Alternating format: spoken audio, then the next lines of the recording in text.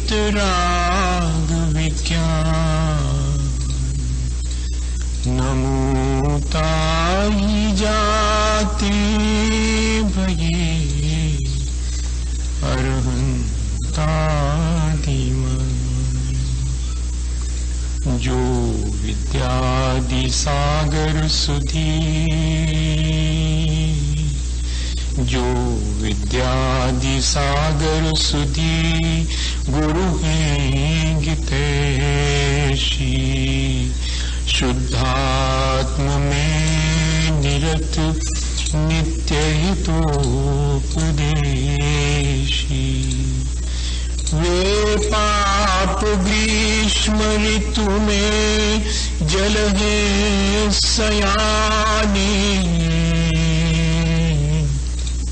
पूजूंगे सतत केवल ज्ञान पाने।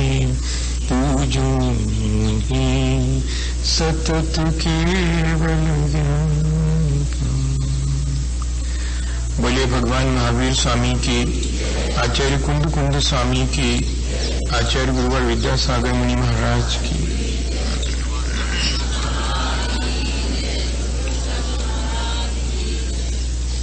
हम सभी लोग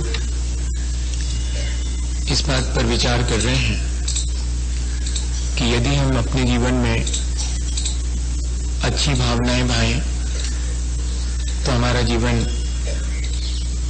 तीर्थंकरों जैसी ऊंचाई को भी प्राप्त कर सकता है। भावनाएं हमारे जीवन को परिवर्तित करती हैं।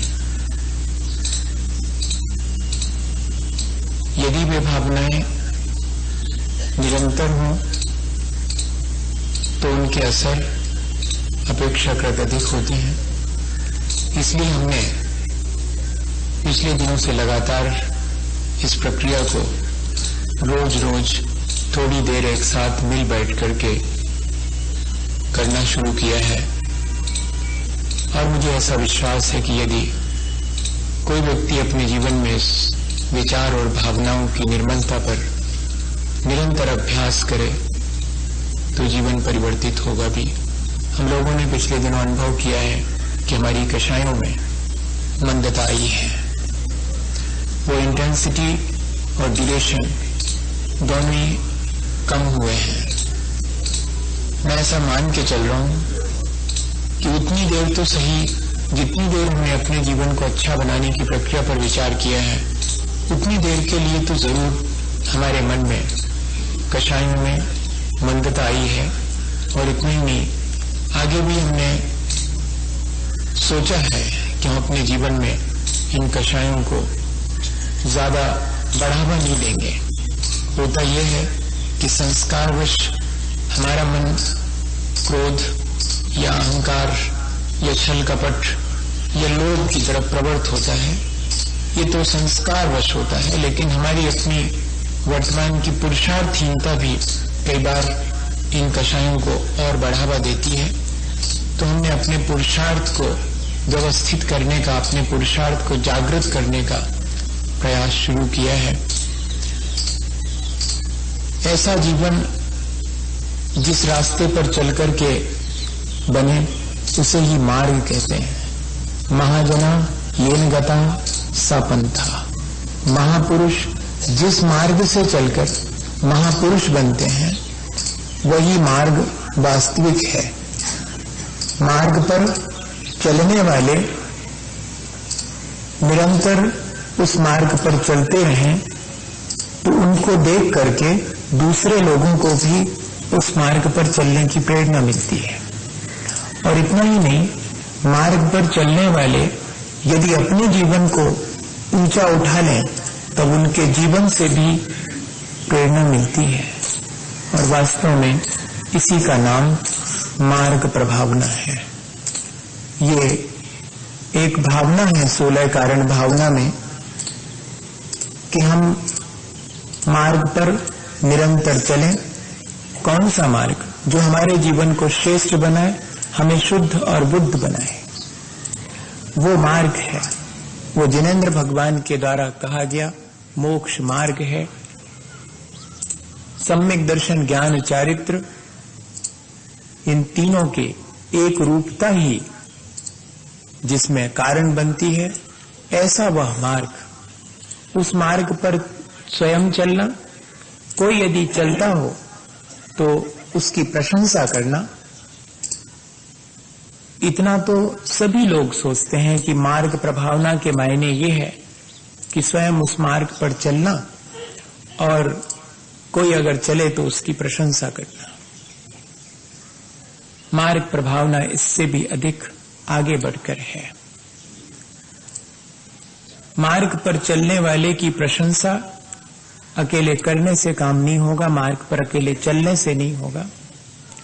अपने जीवन को निरंतर उस मार्ग पर चलकर उज्जवल बनाने से मार्ग की प्रभावना होती है। कोई व्यक्ति सच्चे मार्ग पर चले, लेकिन उस सच्चे मार्ग पर चलते हुए उसका जीवन स्वयं उज्जवल न हो। कोई व्यक्ति सच्चे मार्ग पर चले और 4 लोग उसकी प्रशंसा करें, लेकिन जिस बात के लिए उसकी प्रशंसा की जा रही हो वो बात उस व्यक्ति के भीतर दिखाई ना पड़े, तो मुझे बताइएगा कि क्या मार्ग पर चलने और मार्ग पर चलने वाले की प्रशंसा मात्र होने से मार्ग की प्रभावना होगी, उसकी महिमा फैलेगी? क्या उस मार्ग पर चलने वाले को देख करके या उसकी प्रशंसा को सुनकर के दूसरे लोग भी उस मार्ग पर चलने के लिए उत्सुक होंगे? बहुत मुश्किल है। मार्ग पर चलना, सच्चे मार्ग पर चलना और सच्चे मार्ग पर चलने वाले की प्रशंसा करना, इन दोनों चीजों से भी ज्यादा जरूरी है कि उस मार्ग पर चलते हुए अपने जीवन को उज्जवल बनाना। विज्जारय मारूढ़ मनुढ़ पहि सुहनदि जो चेदा सो जिननान पभावी सम्मा दिठी मुने। वह जनेन्द्र भगवान की मार्ग की प्रभावना करने वाला सबसे श्रेष्ठ है जो आत्मज्ञान के रथ पर आरूढ़ होकर अपने मन और इंद्रियों को अपने वश में करके और अपने जीवन को उज्जवल बनाता है। ऐसा कोई सम्यक दृष्टि ही वास्तव में भगवान जिनेन्द्र के मार्ग की प्रभावना करता है, उसकी महिमा को बढ़ाता है। और इतना ही नहीं, उसे देख करके लोग उस मार्ग पर चलने के लिए उत्सुक होते हैं। वास्तव में सच्ची प्रभावना वो है जिसमें कि दूसरा भी देख करके और अपने जीवन को उज्जवल बनाने की प्रेरणा ले सके और उत्सुक हो सके। और इतना ही नहीं, स्वयं चलने वाला भी अपने जीवन को निरंतर उज्जवल और निर्मल बनाता चले। ये कसौटी है। मार्ग की प्रभावना 2 तरह से होती है, एक बाह्य में होती है और एक अंतरंग में होती है। वर्तमान में बाह्य प्रभावना को ही हमने प्रभावना मान लिया है। वास्तव में अंतरंग की प्रभावना को ही आचार्य भगवंतों ने प्रभावना कहा है। अपने अंतरंग को निर्मल बनाना, यही सबसे बड़ी प्रभावना है। वो निर्मलता कैसे आती है? वो जब तप से आती है, दान पूजा से आती है, ज्ञान से भी आती है और विभिन्न व्रत नियमों का उत्कृष्ट रूप से पालन करने से भी आती है। ये सब उसके उपाय हैं। ये एक भावना क्यों तीर्थंकर प्रकृति के अर्जन करने में कारण बन जाती होगी? मार्ग की प्रभावना करने से भी किसी को तीर्थंकर प्रकृति बंधती होगी। तब तो फिर जो व्यक्ति बहुत अच्छी पूजा करता होगा, जो व्यक्ति बहुत दान देता होगा, जो व्यक्ति बहुत ज्ञानवान होगा, इन सब चीजों से प्रभावना होती होगी और जाकर के उससे तीर्थंकर प्रकृति बंधती होगी। इतना ही नहीं है, दान देने से प्रभावना होती है, लेकिन कब होती है? जब देने वाले का मन उज्जवल बने दान देने पर। पूजा करने से धर्म की प्रभावना होती है, लेकिन कब? जबकि मैना सुंदरी जैसी पूजा करने वाला कोई हो और भामा शाह जैसा दान देने वाला कोई हो और अकलंक स्वामी जैसा ज्ञान का प्रचार करने वाला कोई हो और समंतभद्र स्वामी जैसे भगवान की स्तुति और वंदना करने वाला कोई हो, तब ये सारी चीजें जो है और मार्ग की प्रभावना करने में कारण बनती हैं। जैसे कि गांधी जी ने अपनी चादर दे दी, जैसे वर्णी जी ने अपनी चादर दे दी, ये था दान। करोड़ों रुपए में से 1000, 10,000 और लाख 2 लाख दे देना, इससे मार्ग की प्रभावना बहुत बाह्य होती है और क्षणिक होती है, ये ध्यान रखना। शाश्वत मार्ग की प्रभावना करने वाले को तीर्थंकर प्रकृति बंधेगी। अब तो शिलालेख भी मिल गए हैं कि आचार्य समंतभद्र स्वामी भी आगे किसी भाव में तीर्थंकर प्रकृति के बंध के योग्यता को हासिल करेंगे। आचार्य समंतभद्र स्वामी की जो श्रद्धा और जो भक्ति की प्रगाढ़ता थी उनके अपने जीवन में भी, वो वैसी भक्ति हमारे अंदर है क्या? हमें इन सब चीजों पर विचार करना चाहिए। द्रव्य क्षेत्र और काल के अनुसार मार्ग प्रभावना के बाह्य साधन हमेशा बदलते रहे, लेकिन अंतरंग में जो प्रभावना का साधन है वो एक ही है, वो रत्नत्रय है, वो वीतरागता है। उस रत्नत्रय और वीतरागता को अपने भीतर बढ़ावा देने वाली सारी बाह्य प्रभावनाएं अगर हों तो ही वे श्रेष्ठ हैं, और बाह्य प्रभावना जिससे कि राग द्वेष बढ़े, वीतरागता घटे और जिससे रत्नत्रय की आराधना तो ना हो, जिससे कि संसार का ही पोषण हो, क्या इस तरह की बाह्य प्रभावना जो आज वर्तमान में बहुत तेजी से देखने में आती है, क्या वह तीर्थंकर प्रकृति के बंधने में कारण बन सकेगी? मन में तो आता है कि इतनी प्रभावना, बाहर में तो चमत्कृत हो जाता है व्यक्ति। वो क्षणिक चमत्कृत होने वाली प्रभावना तीर्थंकर प्रकृति के बंध का कारण नहीं बनती। तब कौन सी ऐसी चीज होगी जिससे कि तीर्थंकर प्रकृति, ऐसा कौन सा परिणाम होता होगा? देख लो, मैना सुंदरी को अपना कौन सा कल्याण करने की भावना थी? अपना कल्याण तो होगा ही, लेकिन मैं ये अनुष्ठान करूंगा तो मेरे जीवन साथी को इस रोग से मुक्ति मिलेगी, इनके असाता का क्षय होगा तो इनका जीवन उज्जवल बनेगा। ये भावना थी जीवन के उज्जवल, अपने जीवन के उज्जवल बनाने के साथ साथ दूसरे के जीवन के उज्जवल बनाने की भावना थी। आचार्य महाराज के सामने आकर के जब दान की प्रक्रिया चल रही थी, तब एक मां ने और 1 रुपया दान दिया। 1 रुपया कोई लेने तैयार नहीं था, बड़े बड़े दान राशियां आ रही थी, और वो अम्मा तो आचार्य के पास आकर के और उसमें से खोल करके मुड़ा तुड़ा सा वो 1 रुपया। आचार्य मुस्कुरा दिए। वॉलंटियर्स ने आचार्य की मुस्कुराहट देखी तो जल्दी से ले लिए। बाद में जब आचार्य ने पूछा कि अम्मा से पूछो कि और भी है तुम्हारे पास कुछ, या कि तुमने ये 1 रुपया दे दिया तो कुछ बचा कि नहीं? नहीं, मैंने तो 1 रुपया 2, 3, 4 दिन में जोड़ा था। आज आपके दर्शन करने के लिए यहाँ पर अवसर मिला। मैं जैन तो नहीं हूँ, पर मुझे लगा कि दर्शन करके मुझे कुछ त्याग करना चाहिए, अपने लिए बचाना नहीं चाहिए, इसलिए मैंने तो पूरा ही दे दिया। अब मेरे पास आज के भोजन के लिए भी कुछ नहीं है। मुझे प्रसन्नता है आज नहीं भी भोजन करूं, पर आप जैसे महापुरुष के दर्शन कर लिए।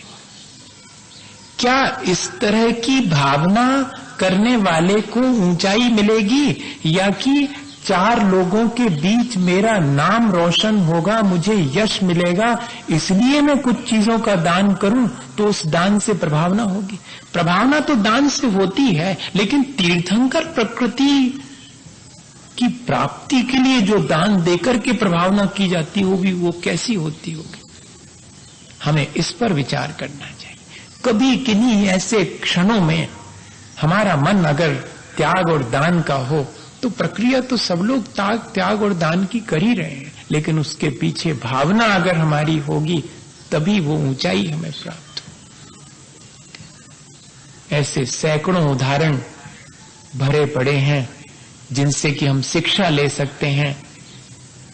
और द्रव्य क्षेत्र काल के अनुसार ही आज वर्तमान में किस चीज की आवश्यकता है। आज हम देख रहे हैं हमारा निरंतर नैतिक पतन हो रहा है। हमारे अपनी नई पीढ़ी में धर्म के प्रति रुझान धीरे धीरे घट रहा है। धर्म के नाम पर मनोरंजन को बढ़ावा मिल रहा है। ऐसी स्थिति में, ऐसे भीषण काल में, जबकि आत्मा और शरीर अलग अलग हैं, इस प्रकार के भेद विज्ञान की किसी को भी उत्सुकता नहीं है, तब आज किसकी आवश्यकता है? आज भी आचार्य समंतभद्र स्वामी की उन पंक्तियों की आवश्यकता है कि अज्ञान तिमर व्याप्ति मपाकृत्य यथा यथम जिन शासन महात्म प्रकाशा सात प्रभावना। अज्ञान के अंधकार को दूर करके लोगों को सच्चा ज्ञान दे करके जो प्रभावना जिनेंद्र भगवान के मार्ग की हो सकती है वो अन्य किसी प्रकार से नहीं हो सकती। लेकिन आज हमारे पास वक्त नहीं है। हमारी अपनी पीढ़ी को सच्ची तर्क संगत वैज्ञानिक जैन धर्म की समझ देने की हमारे पास फुर्सत नहीं है, हमारे पास उतना ज्ञान भी नहीं है। वे अपने एंटरटेन में लगे हैं, बहुत बाहरी, और फिर कभी कभार वे अपने उस मनोरंजन को धार्मिक आवरण देने के लिए हमारे मंदिरों में आकर के और खूब ठाट बाट से गा बजा करके और पूरी मौज मस्ती के स्टाइल में और कोई धार्मिक आयोजन में शामिल भी हो जाते हैं। और हम सोचते हैं कि चलो आए तो मंदिर कम से कम। क्या इसे हम प्रभावना मान लेंगे? अगर इसे ही हम प्रभावना मानते रहे तो इसके मायने हैं कि अभी हमने वास्तव में जो जिनेंद्र भगवान के धर्म की प्रभावना है उसको समझा नहीं है। हमें स्वयं अपने जीवन में अपने आचरण को ऊंचा उठाने, अपनी श्रद्धा को बढ़ाने, अपने आत्मज्ञान को बढ़ाने का प्रयास करना चाहिए। और हमारी श्रद्धा से आने वाले लोगों को भी श्रद्धा जागृत हो जाए। वर्णी जी की श्रद्धा का मालूम है, जबकि जैन नहीं थे, असाटी थे, लेकिन सामने पद्म पुराण बजता था मंदिर जी में और उनका घर उसके मंदिर के सामने था, जिनेंद्र भगवान के मंदिर के। चबूतरे पे आके बैठ जाते थे और पद्म पुराण में रामचंद्र जी का वर्णन सुनते थे। पूरा पद्म पुराण होने के बाद 11 बरस की उम्र में अपनी माँ और पिता से जाके कहा था कि जैसी रामचंद्र जी की कथा यहाँ हमने सुनी, हमें वही श्रेष्ठ जान पड़ती है, वही सच्ची जान पड़ती है, हमारी तो श्रद्धा इसी में है। लोगों ने कहा कि घर से बाहर कर देंगे। उन्होंने कहा कि कल करते थे सो आज कहो सो आज चले जाएंगे, लेकिन झूठ तो स्वीकार नहीं करेंगे, हम तो सच ही स्वीकार करेंगे। और धीरे धीरे साल भर के अंदर और ग्रह त्याग करके और फिर शिखर जी की वंदना करने गए तो शिखर जी की 36 मील वाली वंदना करते हुए मैंने आपको बताया था कि पानी की प्यास लगने पर भगवान से क्या कहा था कि मेरा इस परिक्रमा में अगर प्यास से मरण हो जाएगा तो परिणाम अच्छे होने से देवायु मिलेगी। भगवान आप ही ने बताया है, लेकिन कहीं ऐसा ना हो कि मेरे मरण को देख करके और लोगों की तीर्थ वंदना की भावना कमती न हो जावे। सो अगर आपको उलाहना दिया था कि अगर आपको अपने धर्म की प्रभावना कराने होए तो हमें पानी उपलब्ध हो जाए, ना हमें चाहने नहीं है, हम मर भी जाए तो देवगति तो हमारी है ही, लेकिन अपने कल्याण के साथ साथ दूसरे का अकल्याण ना हो जावे, दूसरे को भी इस मार्ग पर चलने की प्रेरणा मिले, कोई ऐसा ना हो कि इस मार्ग से विमुख हो जावे। तो कहते हैं कि वहीं पर 10 कदम पर और पानी उनको मिल गया था। पी करके आगे बढ़े, लोगों ने कहा कि कहाँ पिया पानी, कहने ले आओ हम बताते हैं, यहाँ पिया। और फिर वापस लौटे थे तो वहां पानी वानी नहीं मिला था। धर्म की प्रभावना, अगर अंतरंग में आपके ऐसी भावना है कि मेरे मार्ग पर चलने से दूसरे का भी उस मार्ग पर चलने का उत्साह बढ़े, कहीं ऐसा ना हो कि उत्साह घट जाए, मैं ऐसा अपना जीवन जीऊं जिससे कि कोई मार्ग पर चलने को उत्सुक हो जाए। आज तो हम अपना ऐसा जीवन बनाते हैं कि स्वयं तो चलते पर दूसरा देख करके बिल्कुल नहीं चलना चाहता, क्योंकि हम यहाँ से पूजा करके बाहर निकलते हैं और फिर उसके बाद जिस तरह का हमारा आचरण होता है उससे दूसरे को बिल्कुल नहीं लगता कि पूजा करना चाहिए।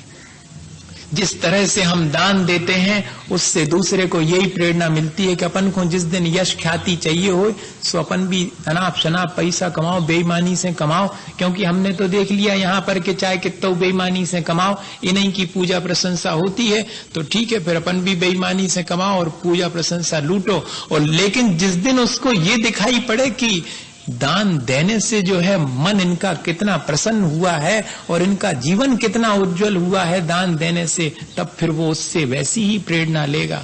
हम अपने जीवन से जितनी प्रेरणा दे सकते हैं, जितनी प्रभाव ना कर सकते हैं, उतनी बाह्य में चाहे कितनी भी उत्सव कर लेवें उससे प्रभाव ना नहीं हो सकता। आज वर्तमान में दिनों दिन उत्सव प्रियता बढ़ती चली जा रही है, सो बहुत अच्छा है, लेकिन भीतर भी उत्सव होना चाहिए, भीतर भी परिवर्तन होना चाहिए, ये अत्यंत आवश्यक है।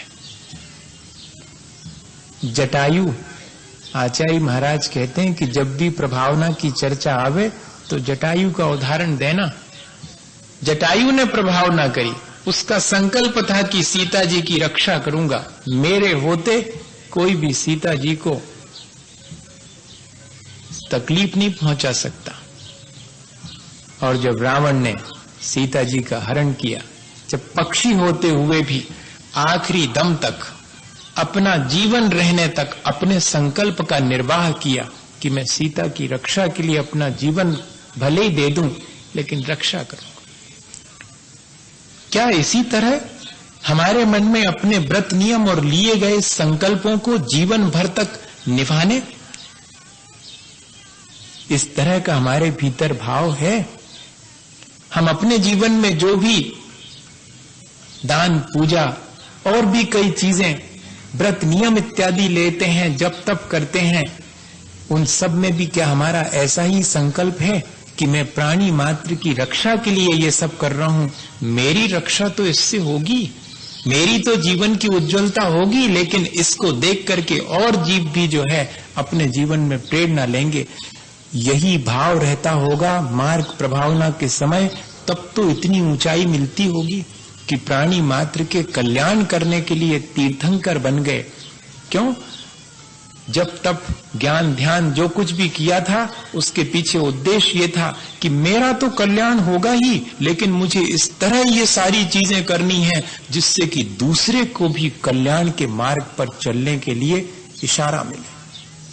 क्या आज हम जो भी कर रहे हैं उससे दूसरे को वास्तव में धर्म की प्रेरणा मिल रही है? इस पर विचार करना। मैं तो सिर्फ ये कहना चाहूंगा, आज हम लोग खूब धर्म कर रहे हैं भैया, पहले से ज्यादा धर्म करना दिखाई देने लगा है अपेक्षाकृत। मंदिरों में पूजा करने वालों की तादाद बढ़ गई है, अभिषेक करने वालों की बढ़ गई है, मंदिरों में 10 दिन जो है पर्युषण पर्व में अपार भीड़ होने लगी है। अरे क्या क्या प्रभावना है, सब मजा आ गया। लेकिन जीवन में जितना नैतिक और चारित्रिक पतन और जितना अश्रद्धान और जितना अज्ञान बढ़ रहा है, इस पर कभी विचार किया? इस पर भी विचार करना चाहिए। हमें अपने आने वाली पीढ़ी को नैतिक और चारित्रिक रूप से सुदृढ़ बनाने के लिए कुछ करना चाहिए, कुछ करना चाहिए। क्या करना चाहिए आप जानो। हमें उन्हें आत्मज्ञान देने के लिए और गुरुजनों और अपने भगवान के प्रति उनके भीतर सच्ची श्रद्धा, हाथ जोड़ू श्रद्धा नहीं, ऐसा कह रहा हूं। हमारे हाथ तो जुड़ जाते हैं लेकिन हम नहीं जुड़ पाते हैं, हमारा माथा तो झुक जाता है लेकिन हम नहीं झुक पाते हैं। हाथ जोड़ने अकेले वाली श्रद्धा नहीं, माथा झुकाने वाली श्रद्धा नहीं, सचमुच जुड़ जाने और झुक जाने वाली श्रद्धा क्या हम पैदा कर पा रहे हैं? क्यों नहीं हो पा रहा आज के समय में? क्योंकि हमारा अपना स्वयं का जीवन भी उतनी ऊंचाई नहीं छू पा रहा जिससे कि दूसरे को ये सब करने की और प्रेरणा मिल सके।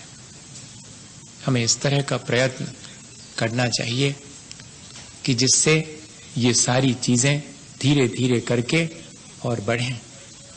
आज बहुत सारी चीजें धर्म प्रभावना के नाम पर, मुझे थोड़ा सा इशारा करना है आपको, मैं विशेष कुछ नहीं कहूंगा क्योंकि वो बात किसी ने मुझे बहुत प्रेम से कहा कि आप सबसे कह दीजिए तो शायद ज्यादा लाभ होगा। हम लोग फैशन ड्रेस के नाम पर जो कुछ भी मंदिरों में कर रहे हैं उससे हमें असाता और अन्न खोटी आयु का बंध ही होगा, क्योंकि मुनि क्षुल्लक आरिका या ब्रह्मचारी का वेश बना करके थोड़ी देर को नाटक दिखाना, फिर उस वेश को उतार करके दूसरे फॉर्म में आ जाना, ये उतना ही अपराध है जैसे कि कोई महाव्रत धारण करके पुनः गृहस्थ मार्ग में लौट जावे। तब जैसे कर्मों का बंध होता है ठीक वैसा ही इस प्रक्रिया में होता है। क्या हम इस तरह की प्रक्रिया का समर्थन करें या इस तरह जीवित झांकियां हमारे यहाँ पर बनने का प्रावधान पता नहीं कहां से शुरू हुआ, हमें इस पर विचार करना चाहिए। बस इतना ही इशारा काफी है, क्योंकि यह जैसा लिखा है आगम में अत्यंत कर्मबंध का कारण है। लेकिन इस तरफ किसी का क्यों? क्योंकि अज्ञान तिम्र व्याप्ति यथाकृत यथायथम, जब तक अज्ञान का अंधकार नहीं हटेगा तब तक धर्म की प्रभावना नहीं हो सकती। बाह्य क्रियाएं हमारे अज्ञान से प्रेरित होंगी तो वे हमारा तो अकल्याण करेंगी ही, और जो जो उसमें शामिल होंगे उनके भी अकल्याण में कारण बनेगी। इसलिए बहुत जरूरी है कि हम आज सबसे ज्यादा बढ़ावा इस बात का दें कि हमारे आने वाली पीढ़ी धर्म का तर्क संगत और वैज्ञानिक अध्ययन करे और समझे कि क्या चीजें उसमें हैं और उनको कैसे करना चाहिए, जिससे कि हमारे लिए भी वीतरागता आवे और लोग भी उस वीतरागता और अहिंसा के मार्ग पर आगे बढ़ने के लिए प्रेरणा ले सके। वर्तमान में हम बहुत सारी चीजें देखते हैं, लेकिन क्या करें, हमारी आदत नहीं है कहने की।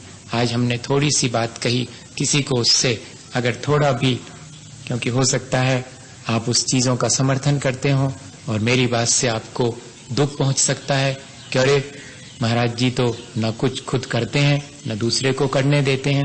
भैया, हमने तो सिर्फ इशारा किया आपको कि अगर वास्तव में हम कुछ करना चाहें तो हमें इस तरह कुछ करना चाहिए जिससे कि हमारे भीतर का अज्ञान का अंधकार हटे, हमारे भीतर की पाप की प्रवृत्ति घटे, हमारा राग द्वेष कमती हो। हम लोग निरंतर राग द्वेष बढ़ाने के कार्य आयोजित करते जा रहे हैं। अधिक से अधिक 5 इंद्रिय और मन के तुष्टीकरण के लिए हम बहुत सारी चीजें करते जा रहे हैं, जिससे कि हमारा नैतिक पतन ही हो रहा है, उत्थान नहीं हो रहा। हमें इस पर जरूर से बहुत गंभीरता से इस बात का विचार करना चाहिए। आचार्य ज्ञान सागर जी महाराज ने आचार्य श्री को धर्म प्रभावना का आशीर्वाद देते हुए यही कहा था कि अपने जीवन में मोक्ष आर्ष मार्ग के विपरीत प्रवृत्ति करने से अप्रभावना होती है। तुम ऐसी अप्रभावना से बचते रहना और धर्म प्रभावना करने के लिए कोई अतिरिक्त कार्य करने की आवश्यकता नहीं है। यदि आर्ष मार्ग के विपरीत चलना बंद कर देवें तब फिर आसानी से धर्म की प्रभावना हो जाएगी। अलग से धर्म प्रभावना करने के लिए कोई आवश्यकता नहीं। उनके जीवन का उदाहरण है कजोरी मल जी, उनकी सेवा में हमेशा रहा करते थे और वे वृद्ध हो गए थे तो हाथ ऐसा लगा के लेटा करते थे आचार्य ज्ञान सागर जी महाराज। तब एक ठो लकड़ी का सिरहाना बना करके उनके नीचे रख दिया था। तो दूसरे दिन क्या कहा था, ये लकड़ी का सिरहाना थोड़ा गड़ता है कचौरी मल, इस पर थोड़ा मखमल और लगवा दो, मखमल अच्छा रहेगा। ये उनका एक इशारा था बहुत मार्मिक कि अगर यही सब करना है, आर्ष मार्ग से विपरीत करना है, तो जीवन अपना भी और दूसरे का भी। जिनेंद्र वर्णी अस्वस्थ होने पर आहार के लिए निवेदन किया गया कि चलो आहार कर लो। दर्शन नहीं किए इसलिए आहार नहीं करूंगा, क्योंकि दर्शन के लिए उठ ही नहीं पा रहे थे। अरे नहीं, आपको क्या दर्शन की आवश्यकता, देखो महाराज जी वगैरह भी तो कहीं कहीं पर विहार में बिना दर्शन के और आहार के लिए उठ जाते हैं। हाथ जोड़ लिए फौरन। वे मुनि महाराज हैं, वे स्वयं तीर्थ हैं, मैं तो एक सामान्य गृहस्थ हूं। मैं भी अगर बिना दर्शन के भोजन ग्रहण कर लूंगा तो मार्ग बिगड़ जाएगा। मार्ग के बिगड़ने की जिसको चिंता है वो ही मार्ग की प्रभावना कर सकता है। अपना जीवन बिगाड़ करके और दूसरे का भी जीवन बिगड़ जावे, ऐसे लोग मार्ग की प्रभावना नहीं कर सकते।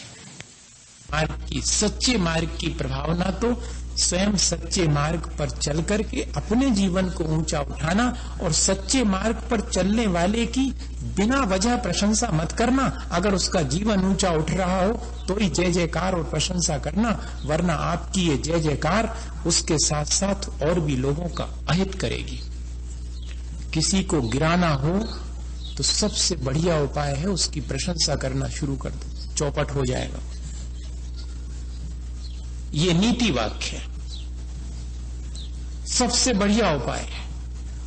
विरला ही कोई होगा जो कि अपनी प्रशंसा सुन करके और अधिक किसी कोने में छिपने की कोशिश करेगा कि मैं तो इस लायक हूं नहीं, और अब प्रशंसा की गई है तो इस लायक बनना चाहिए।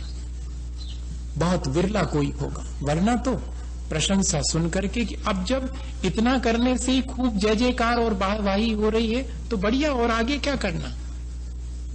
इसलिए सावधानी रखना, सच्चे मार्ग पर चलने वाले की प्रशंसा उतनी ही करना जिससे कि उसका जीवन उज्जवल हो, और प्रशंसा सुनकर के दूसरे को भी उस मार्ग पर चलने की। कौन बातों की प्रशंसा करना, आज इस बात की प्रशंसा करते हैं, मैं कहूं कि नहीं कहूं, रहने दो, छोड़ो, क्या फायदा, सब समझते हैं उस चीज को। नहीं, प्लीज मैं नहीं कहूं, मेरे से नहीं होगा। नहीं, आज जो है वर्तमान में हम लोग छोटी छोटी चीजों को लेकर के जय जयकार करते हैं। मैं अपने बारे में कह रहा हूं। हाँ, छोटी छोटी चीजें देख करके प्रशंसा नहीं करना। मोक्ष मार्ग पर प्रशंसा करना तो श्रद्धा की प्रशंसा करना कि देखो कैसी श्रद्धा है। अपने गुरुजनों के प्रति अगर हमारे मन में श्रद्धा है तो उसकी प्रशंसा करना, गुरु से विपरीत चलने वाले की प्रशंसा मत करना। आत्मज्ञान हासिल करने के लिए जो उत्सुक है उसकी प्रशंसा करना, जो आत्मज्ञान के प्रति लालायत नहीं है और कितने भी मोक्ष मार्गी हो उसकी प्रशंसा नहीं करना। स्वयं चारित्र का पालन करता हो तो उसके चारित्र की प्रशंसा करना, उसकी प्रशंसा नहीं, उसके चारित्र की, कि इसका चारित्र बहुत अच्छा है, इसका ज्ञान बहुत अच्छा है, इनकी श्रद्धा गुरुजनों के प्रति बहुत प्रगाढ़ है। हमारे मन में भी ऐसी श्रद्धा, ऐसा ज्ञान और ऐसा आचरण होना चाहिए। इतना ही पर्याप्त है।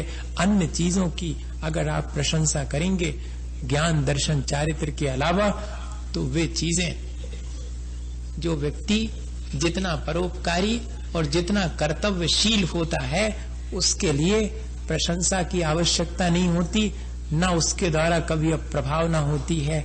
इसलिए जब भी प्रशंसा करनी हो तो उसकी कर्तव्यशीलता और उसके परोपकार की। श्रावक को तो कर्तव्यशील और परोपकारी होना चाहिए, मुनि जनों को तो ज्ञान दर्शन और चारित्र देने वाला ही होना चाहिए, कि जो निरंतर अपने पास जो ज्ञान है उसको देने में लगे हैं, अपनी श्रद्धा से दूसरे के भीतर श्रद्धा पैदा करने में लगे हैं, अपने आचरण की निर्मलता से दूसरे को आचरण कराने के लिए प्रेरणा दे रहे हैं, उतनी ही प्रशंसा करना। मात्र बाह्य भीड़ और ताम झाम देख करके प्रशंसा मत करना।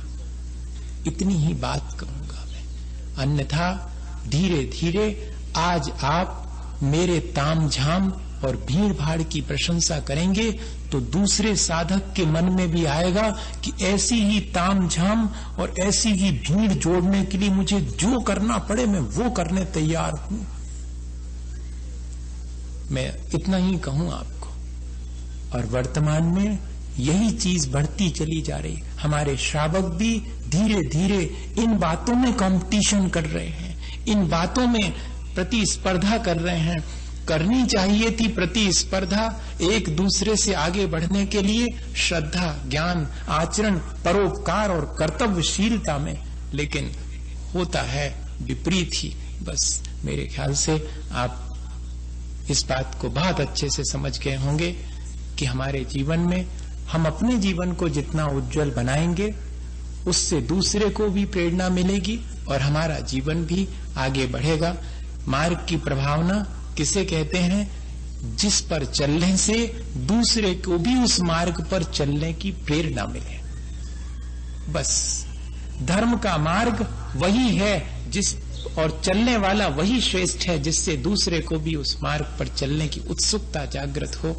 इसी भावना के साथ कि हम सब अपने जीवन को इतना ऊंचा बढ़ाएं कि हमारे चलने फिरने, उठने, बैठने, बोलने से भी और धर्म प्रकट होने लगे।